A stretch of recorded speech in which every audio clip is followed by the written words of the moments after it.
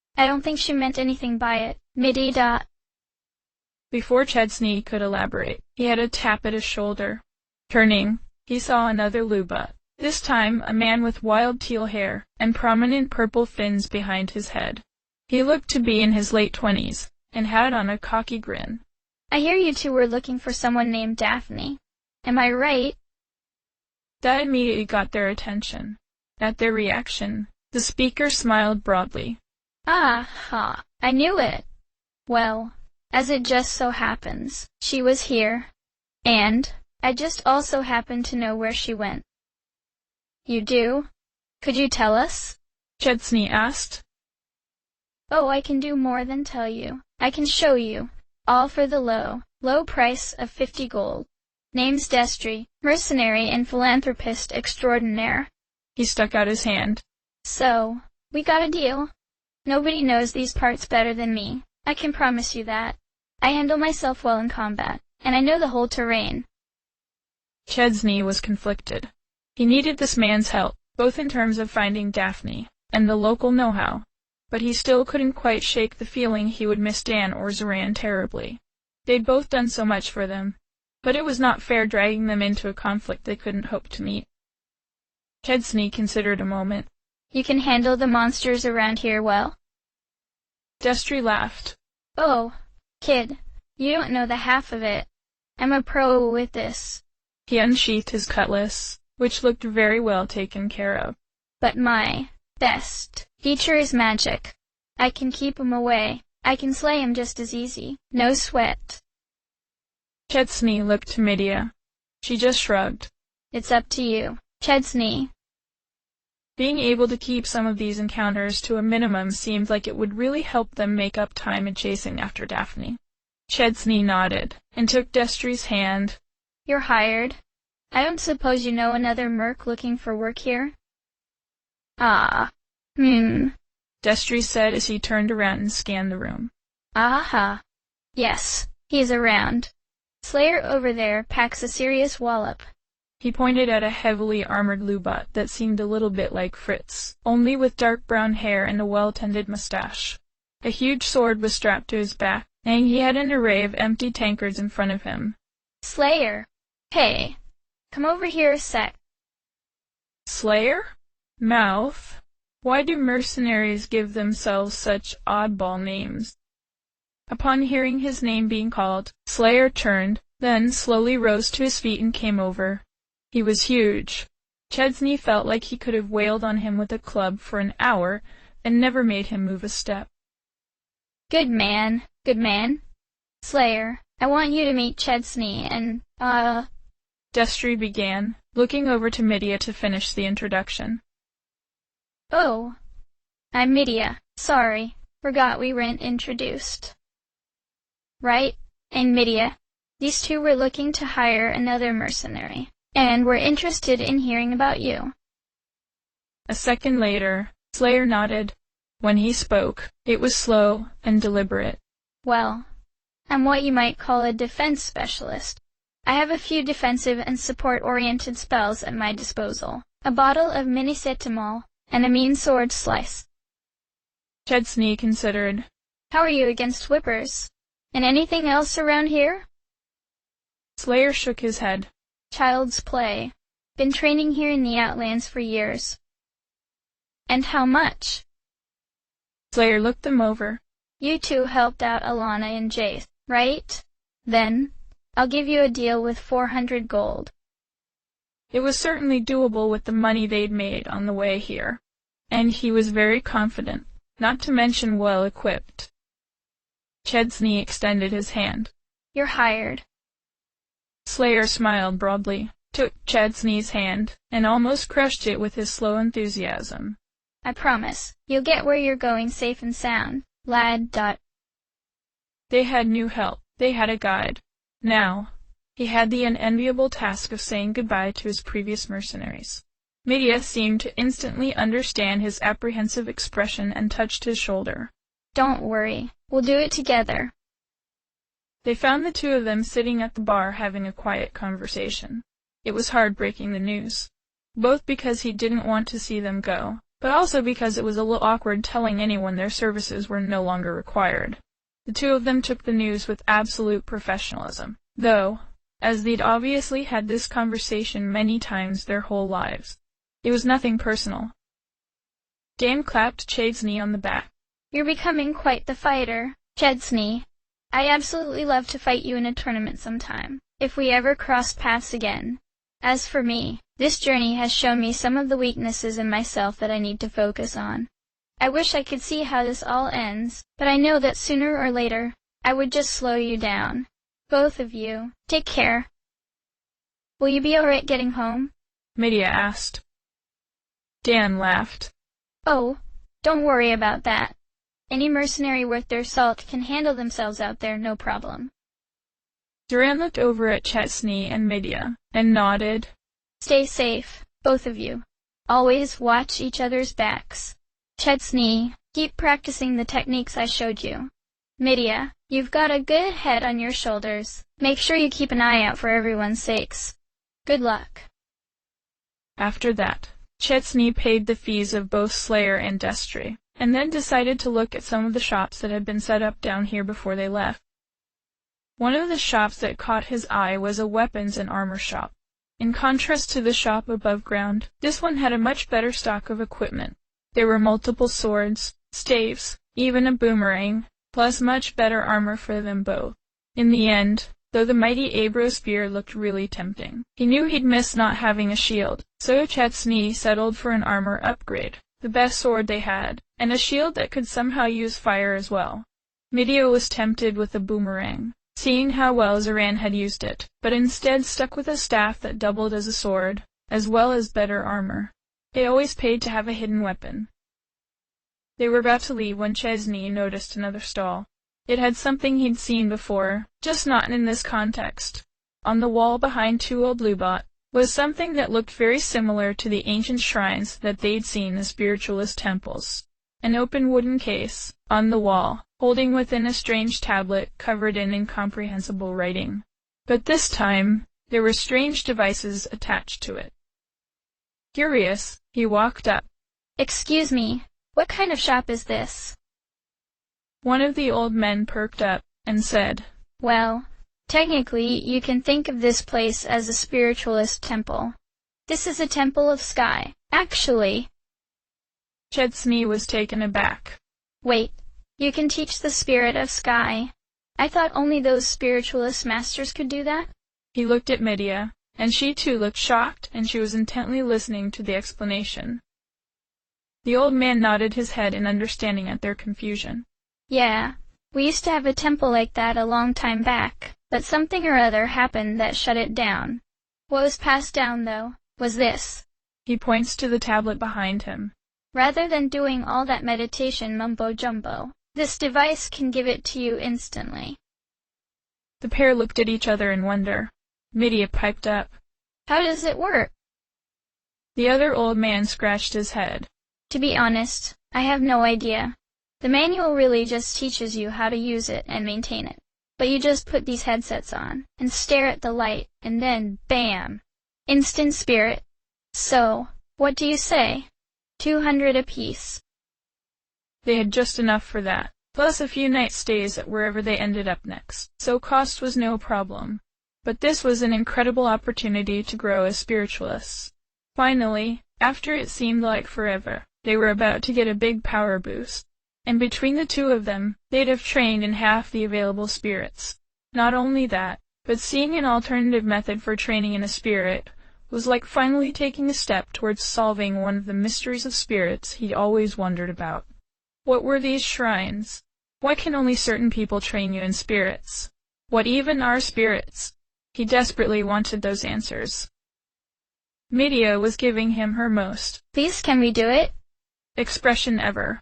He laughed, and said, Yes, yes, there's no way we're passing this up. Yes, she shouted, jumping with joy. Seeing her that happy was worth the price of admission, for sure. The old man led them behind the counter, and sat them in two simple chairs. Okay, put these on. Make sure you can clearly see the red dot, and that the headset is nice and snug. They were each handed something that looked like a helmet that also covered their eyes. There was some kind of glowing cable that led from the headset to the strange tablet built into the wall. Chesney put his on. It was surprisingly heavy, especially at the front, and he needed some help adjusting it to stay on properly. At last it was on securely, and he could see the red dot. Beside him, Midia whispered. I'm starting to feel a little nervous. He agreed. Yeah, I get what you mean. Do you think it will hurt? This was really beginning to remind him of the spirit card he'd used in Jerain. That hadn't been painful, exactly, but it was very unpleasant and disorienting. He reached over and took her hand. It might be weird. Just squeeze it when you feel scared, okay? She squeezed and held tight. Her breathing was slow and measured. Okay now, kids, don't blink now, and keep looking at the red dot. One of the old men shouted from somewhere seemingly farther away than he expected. A noise began to build up, a high-pitched whine that grew in intensity of pitch on the edge of pain. Midia squeezed him even tighter. Wait, why are you guys back? Chesney began, but was interrupted when his vision exploded with a sharp flash of light. That same not pain as before with the card, only magnified by 10 or more. The light had felt like it not only seared into his eyes, but behind them. In the blink of an eye, a new thought was shoved into his brain from nowhere. Unlike with the card, though, this was no passing understanding, no glancing off a concept, no flash in the dark. It was like a star had whispered some incredible truth to him, sending him flying through a dark, cold cosmos, reeling from the blast of power. Gah! They both cried. The air was instantly filled with the strong smell of ozone and burning metal. Chesney's hand ached from how strongly Midia was squeezing, but the feeling helped draw him away from the awful sensation from the procedure. There we go. All done. All done. Just relax. Take a minute to collect yourselves, kids, said the one man, who gently took off the headsets and handed them each a cold, wet cloth. Chesney and Midia let go of each other and wiped their eyes. The cool cloth was instant relief when held up against his eyes. Nausea was just about to rear its ugly head, but the cloth seemed to stamp it down immediately. He heard a sniff beside him. Midia, are you okay? There was a pause before she responded. Yeah. But her voice sounded like she was trying very hard not to cry. Knowing how hard she could be on herself, Chesney leaned over, wrapped an arm around her, and touched his head to hers. He whispered, It's fine. It's okay. You don't have to hide anything from me, okay? She nodded, and she let out a single, quiet sob, and sniffed again. I'm sorry, Chesney. I was so excited to do this, and then I'm like this. He shook his head. Don't be stupid. It's fine. Here, use this to blow your nose. He handed her his cloth. She took it and used it to blow her nose. After a few more deep, centering breaths, she opened her eyes. She had to blink a few times, but she gave him a firm smile and a nod to show him she was going to be fine. The two old men stood before them. Feeling better, then? Well, take a second to feel it out. See what new things you can do. Sai is an interesting spirit, dedicated to things beyond the plane of reality, beyond conventional understanding. It is heaven. It is divine. That which cannot be understood. As such, the ways it cooperates with other spirits is very unpredictable. Chesney tried to focus on the congress of spirits he was now aware of. Fire, the hungry. Sphere, the logical. Light, the infinitesimal. And now sky, the unknowable. It was strange, like knowing something is there, being able to see it, but also know that it is unseen, that what you can see is merely a facade. His mind held the image of a halo of light, like an eclipse, but an eclipse of nothing that he could see, only see the side effects. Incredibly, though, he felt 4 new abilities manifesting. Sky as a spirit was able to use the break spell. Break was what Duke had used against the heliopods in the Tower of Gabnit. A strange, reality warping attack that was more like space was moving in a way it shouldn't rather than a true force. But in conjunction with light, light's power was magnified. Instead of a single bolt at a single target, it could now jump and target whole groups.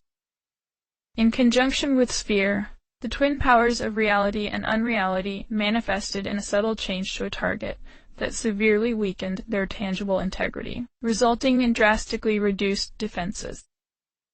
Lastly, in concert with fire, the two combined into a field of intense heat. It wasn't combustion, but like a heat wave turned up into overdrive. Absolutely everything in a huge radius, cooked like they were in an oven. Inescapable. With 4 spirits under his control, Chesney was finally beginning to understand the terrifying power that was at the fingertips of spiritualists. With every new spirit they gained, their power didn't increase linearly, but exponentially. And though it was true that the power came at an incredible cost, their very life force, it was also something that could be disastrously misused in the wrong hands.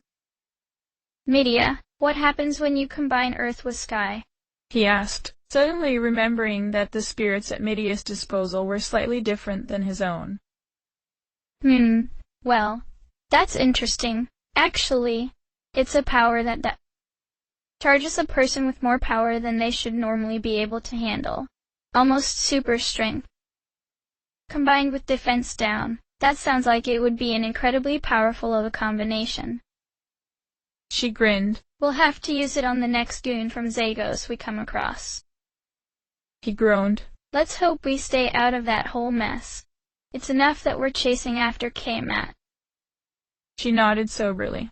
Yeah, you're right. We need to focus on what's ahead of us. Ooh. Right after that, they had set out from Duber at a fast pace. True to his word, Destry knew the landscape well, and showed them a hidden path through the swamp that left them high and dry. Medea was very thankful. Chesney just hoped Dan and Zerang would be fine on the way back. Destry passed the time talking to Medea of some of the other adventures he had been on, as well as showing off some local landmarks along the way. Slayer was ever stoic and steadfast. He was not unkind, but very serious. Also true to his word, Destry possessed some strange power that made most of the wild creatures of this overgrown wilderness avoid them utterly. For most of the journey, they remained unaccosted. Something was bugging him, though, ever since the sky spirits. He turned to Medea. Hey, Medea, where did you get the spirit for Earth, anyway? She looked over at him with a curious expression. I'm not sure. Probably some temple or another whenever Dad took me on trips, I guess. And that was it? That wasn't possible. Are you sure? She frowned. What do you mean? Think about it. We've been all over Nasquat, and there hasn't been a temple to Earth. I know for sure that Raold doesn't have one. So, where could you have gotten it? Her brow creased, and she looked off into the distance. But light was my first spirit. I just know it. And I clearly remember going to the Temple of Sphere not long after. So, when did I get Earth? She shook her head in frustration and wrapped her arms around herself. Why can't I remember? I wish Dad was here. He would know. He had an idea. Why don't you think back on the first time you used it? What ability does Earth give you again? It cures poison. Okay, when did you first use that? She squinted her eyes in concentration, trying to think back. I've used it a handful of times to help the townsfolk who got bit by snakes out in the fields. A few months back was her. Then before that was. Right. Ugh, but all of those. It felt like I already knew about and used it before. When was the first time? She grit her teeth and rubbed her forehead. I can't remember. Sorry, Chesney. I'll try to think about it. He regretted asking her something that gave her this much frustration. Hey, don't lose any sleep over it. I was just curious. Yeah, don't worry, she said, but it was clear that her inability to remember was bothering her. Destry led them past the bog, south, and started taking them up to another huge plateau. You'll be able to see where she went when we get to the top, he promised.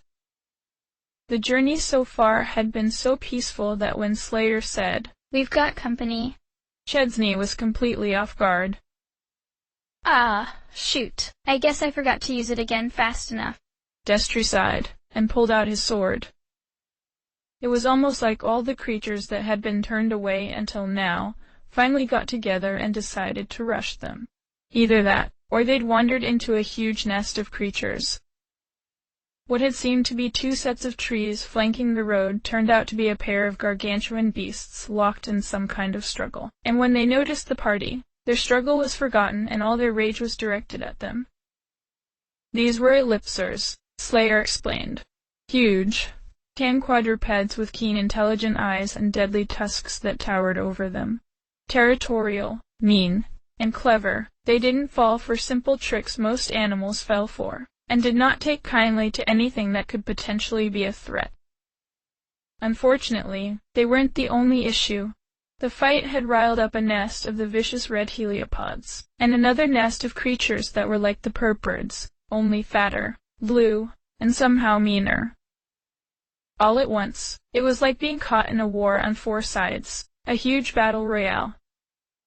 Slayer was the first to enter the fray, utterly heedless of the danger, and not even bothering to ask if he should. He gripped the heavy sword on his back with two hands and spun into a devastating swing at the leg of one of the ellipsors. It roared in anger and was driven back and cradled its wounded leg. "I'll take the heliopods," Chesney yelled. "Then I've got the birds," Medea answered.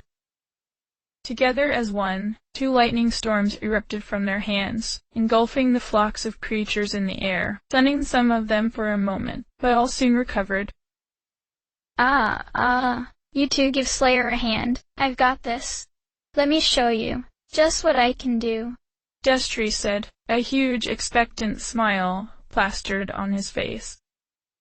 Slayer seemed to be so utterly fearless in his attacks that Chesney found it a bit worrying. Judging by Medea's wince when she looked over, she agreed with his assessment. "Okay, we'll leave them to you," Chesney said, and rushed over with her to Slayer's side. "Slayer, we've got your back," Medea said, shooting a bolt of lightning at the other ellipsor that had been rearing up to stomp on him. "I can't believe we have to keep using that name," Chesney thought ruefully. Wanting to practice with his newest element, Chesney took a back seat to Slayer's advance and took careful shots with the reality-breaking power the sky gave him. He hadn't gotten that deeper feeling of understanding right away, like he'd gotten using the masters in meditation. But now too he was so much more used to using magic. It felt like getting closer to the spirits was getting much easier. The feeling of sky was eternal calm, assessment, and then unexpected outcome. Like rescuing a pet from a tree by making the tree a quarter its size. Cause and effect were foreign, useless things. Something needed to be cut down. Why not just change space slightly so the being was in two halves?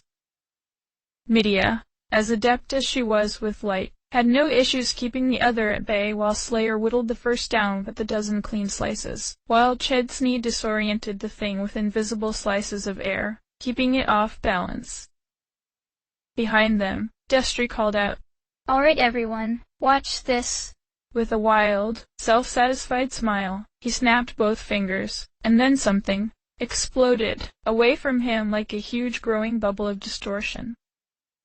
The vicious swarms of red heliopods and blue birds were enveloped almost instantly, and with a great cry, they all fell to the ground as one, dead, though seemingly barely injured. The blast then washed over Chesney, Slayer, and Medea, but passed them by harmlessly. The two ellipsors, though, took the blows hard.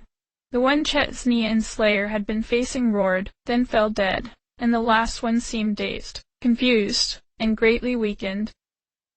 "Ta-da!" he crowed.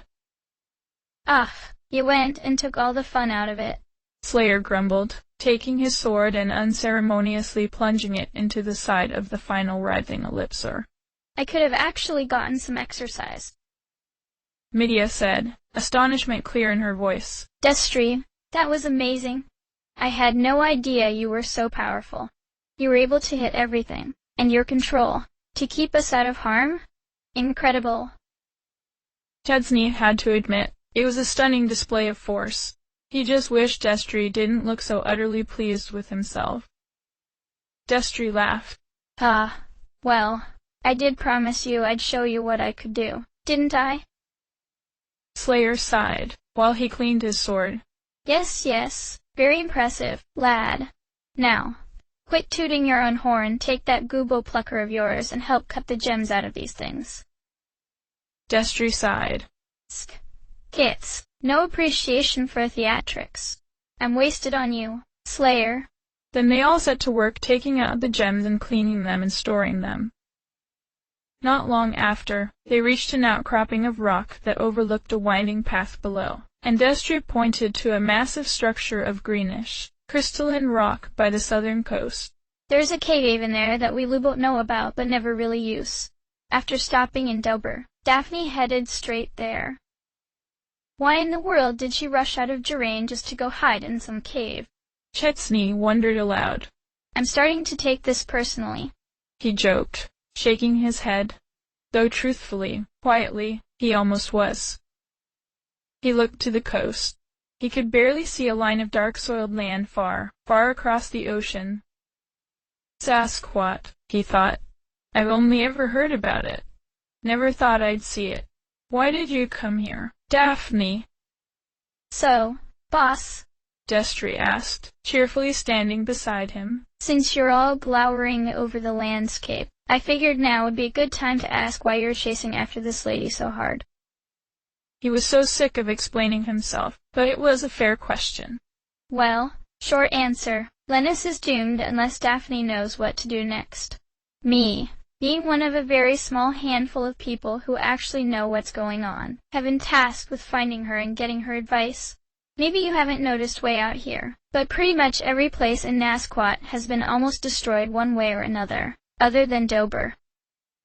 It looked at first like Destry wanted to laugh, but as the description of the problem went on, and the look on Chesney's face eventually made Destry oddly fidgety and quiet. Huh. So, like, real end of the world stuff, yeah? Yep, so, let's hurry. Destry once more covered the party in that special magic that kept weaker foes away, though it didn't seem to have any effect on the large ellipsers, which challenged them whenever the party was spotted. Between the four of them, though, the path to the cave was barely a challenge anymore. The wind by the cave entrance was strong and untamed, unobstructed as it was from the nearby ocean. The sea around them tossed and heaved uselessly against the tall cliffs. It all may as well have been whispers and shadows to him now, as Chesney stared into the darkness beyond the opening. He was here, finally. There was nowhere else for her to go. They had run out of world. But still, he couldn't shake the fear that it was just another dead end, another detour on his journey. And even if she was there, what would he say? She was always so far away it hadn't seemed necessary to dwell on. But now, suddenly, he was here. What did he want? He wanted answers. Why him? What is the monster? What is Dahlgren? What can stop Kmat? Why did Maida have Sophie's crown as a baby? What happened with the Great Ones? Why is Lennis on the brink of war at the worst possible time?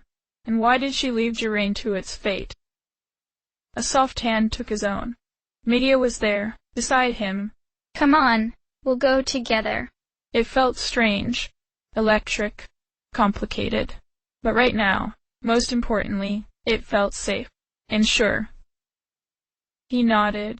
They walked together into the darkness.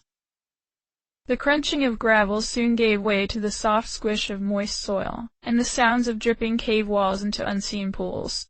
The tunnel hardly had time to grow dark before it began to brighten up once more with flickering orange light. Around a bend, they found two lit braziers snapping at the air, and beyond it, a large cavern.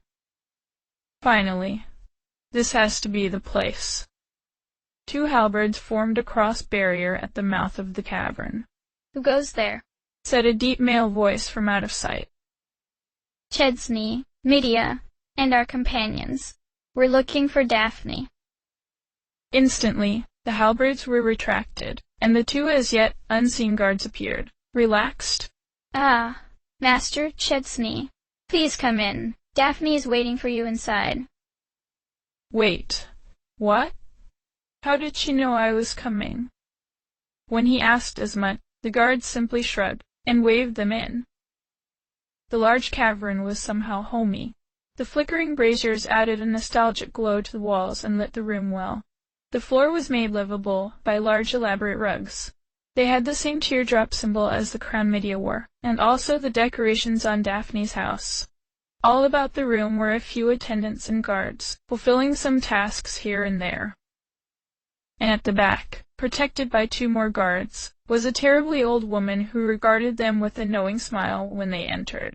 She was on the shorter side, wide, and wearing a loose cloak and bonnet. Hey, you've finally come, you mischievous boy. Come on, you two. Sit down, sit down."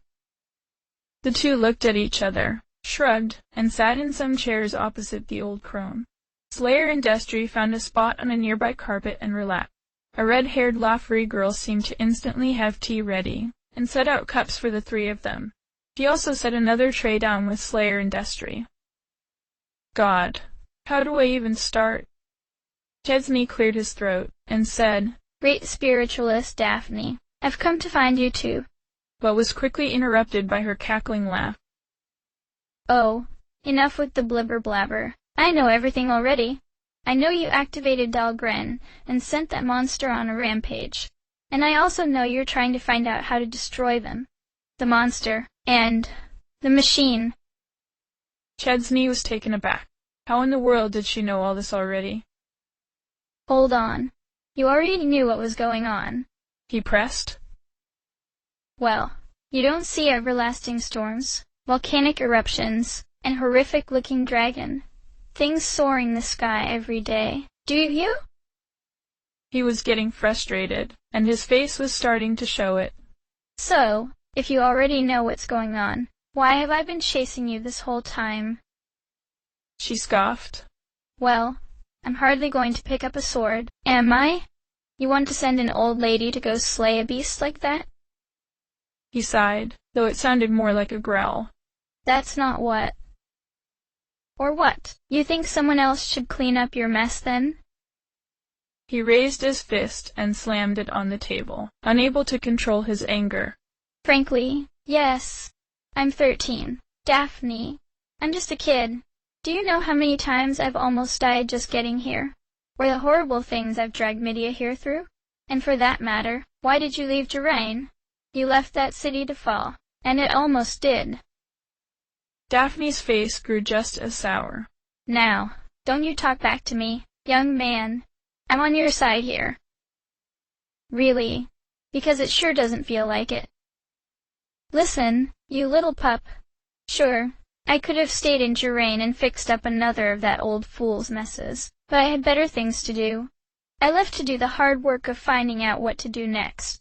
And on top of that, you two needed the training." Before he could get a word in edgewise, she continued. "I'll save you some time. Chesney. All of this? The monster, rampaging across Lennis. It's happened before. Years ago. That's right. Ring a bell there, schoolboy. Last time, Cormu, Sophie, and Gabnid destroyed it. And then, poof, they just disappear from history. And how did they destroy it? According to the history, there is one way, and one way only. 3 ancient items left behind by Cormu can destroy them." Medea felt the crown on the top of her head. "Wait, so, there are more artifacts from the 3 great ones?" "Yes, and I have been sending people all over the world tracking them down." Chesney perked up. "Wait, you have them? We can defeat Kmat and destroy Dahlgren?" "Huh. Its name is Kmat, I'll have to remember that. Anyway, no. Don't be so impatient. I just tracked down where they are. It's your job to go find them." "Oh, is that all?" Chesney groused. "Should I just nip over to Sasquatch and stop Zagos while I'm at it, too?"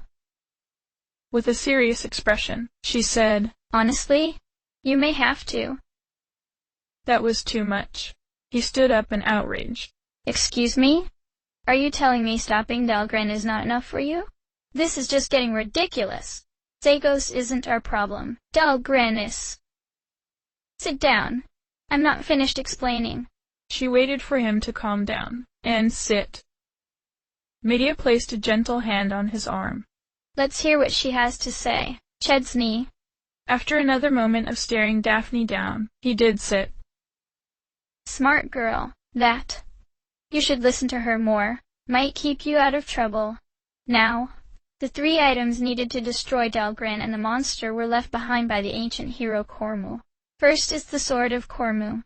It is in Nasquat here, and when you leave, I'll send you to where to go next to find it. Next is the Helm of Cormu. That one, it's in Sasquatch.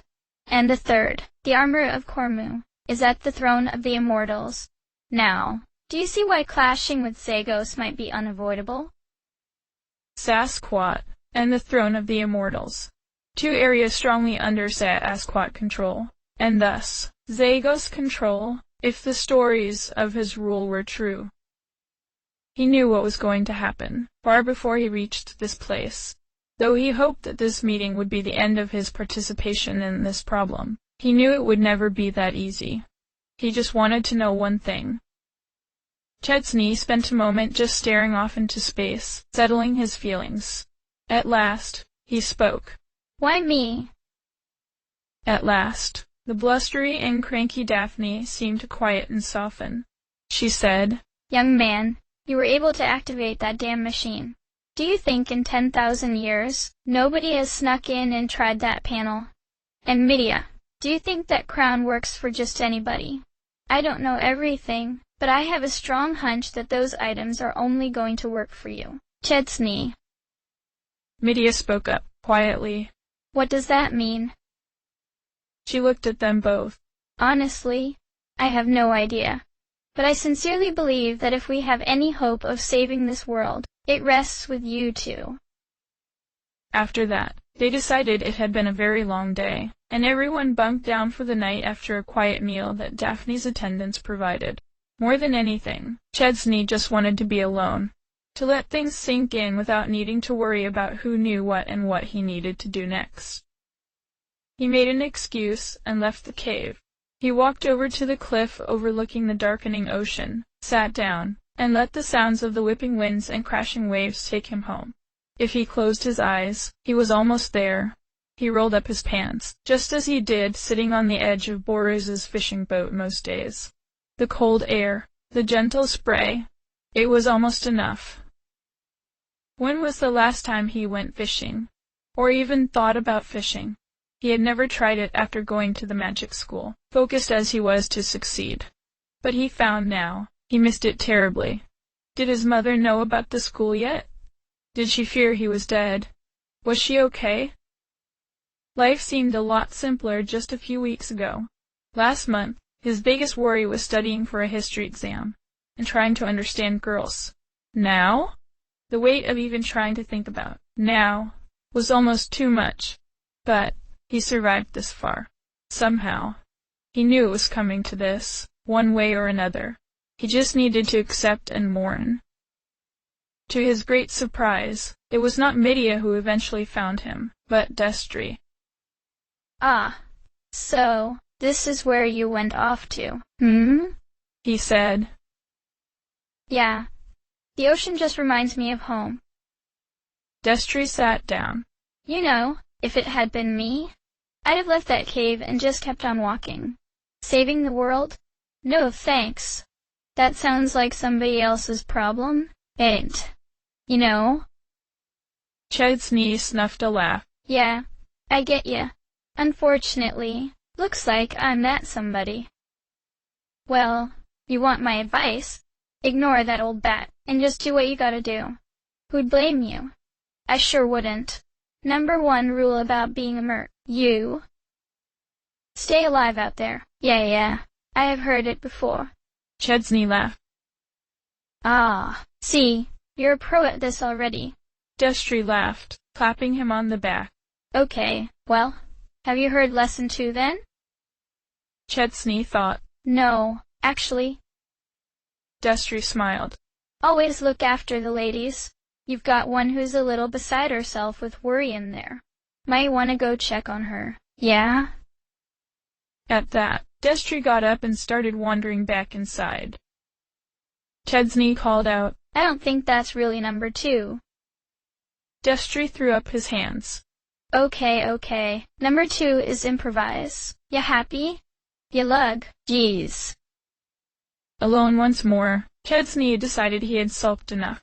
He got to his feet and went into the cave. He found Medea trying to read a book, but as soon as she saw him, she closed it and scrambled to her feet, holding the book to her chest. It was the book he had given her. Are you okay? I was so worried, but thought I should give you space. And, wait, why are your pants all rolled up? Seeing her worried face, he suddenly felt both relieved and remorseful. I forgot I did that. Say, thanks for giving me space. Do you want to go for a walk? I think I could use the company now. She smiled warmly and put down her book. You bet. They walked in the twilight together. He told her about his home. Fishing. She talked about the things she missed, and didn't miss about her home. There was no talk about what was to come. There didn't need to be. She knew he would stand and lead. He knew she would walk beside him. At long last, they had a new goal, a new path to tread. They would walk it together. They would save this world. End of chapter talks.